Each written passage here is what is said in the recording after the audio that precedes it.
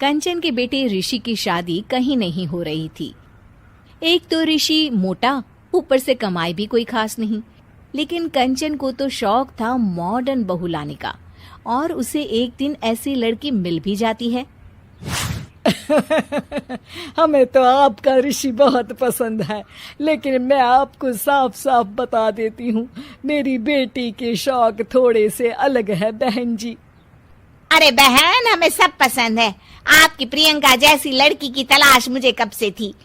Jeans पहनकर अंग्रेजी में गिटर पिटर बोला करे।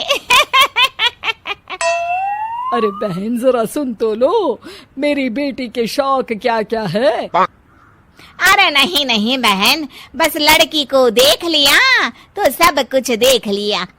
आप ना शादी की तैयारी करो, और वो जरा सामान की लिस्ट भी दी है ना मैंने। हाँ बहन जी, सारा सामान शादी से एक दिन पहले ही आपके दरवाजे आ जाएगा। मजा आ गया, मजा आ गया। अब तो बस आप शादी की तैयारी करो। प्रियंका के माता पिता के जाने के बाद कंचन का पति उससे कहता है, अरे भाग्यवान, तुम तो कुछ ज्यादा ही जल्दी दिखा रही थी शादी की। अरे बोलने तो देती, लड़की की माँ क्या बोलना चाह रही थी। अरे आप चुप रहिए जी, कुछ पता भी है आपको, बस मुफ्त में बोले जा रहे हैं। मेरी दोस्त शशि की बहू देखी, लंबी पतली और पढ़ी लिखी, हजारों में कमाई और संस्कारी भी। अरे पर जब वो मेरी बहू देखेगी तो जल भुन जाएगी। लेकिन तुम तो शादी ऋषि के लिए कर रही हो ना, या शशि के लिए? तुम्हारा लड़का कुछ कमाता भी नहीं है, और शरीर भी भगवान की दुआ से फूलता ही जा रहा है। फिर बोले आप हैं? फिर बोले आप? मैंने कहा ना, प्रियंका जैसी जींस पहनकर अंग्रेजी झाड़ने वाली बहू किस्मत वालों को ही मिलती है। चुप रहिए आप। पति के लाख कहने पर भी कंचन ऋषि की शादी प्रियंका से करवा देती है। लेकिन प्रियंका जैसे ही घर में आती है, वैसे ही जोर जोर से चिल्लाकर नाचने लगती है। आज मेरे यार की शादी है, आज मेरे यार की शादी है। अरे नाचो मां नाचो। आज मेरे यार की शादी है। कंचन, उसका पति और ऋषि ये देखकर हैरान रह जाते हैं। लग रहा है बहू को शादी की बड़ी खुशी है। हाँ हाँ, बहू क्यों नहीं, हम भी नाचेंगे। अरे नाचो नाचो जी, मुंह क्या देख रहे हो, चलो चलो नाचो, बहू कह रही है। कंचन ये कहकर प्रियंका के साथ नाचने लगती है। ऋषि और उसके पिता वहां से चले जाते हैं। अगले दिन कंचन अपनी सहेलियों को प्रियंका से मिलवाने के लिए घर बुलाती है, जहाँ शशि भी आती है। अरे शशि, कैसी हो? मैं ना तुम्हें प्रियंका से मिलवाती हूँ।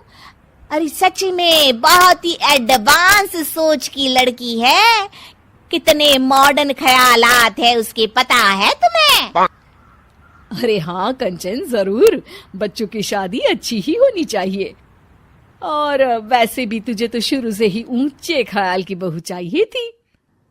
तभी कंचन की सहेली कहती है, अरे कंचन, बुलाओ ना प्रियंका को, हम भी मिल ले।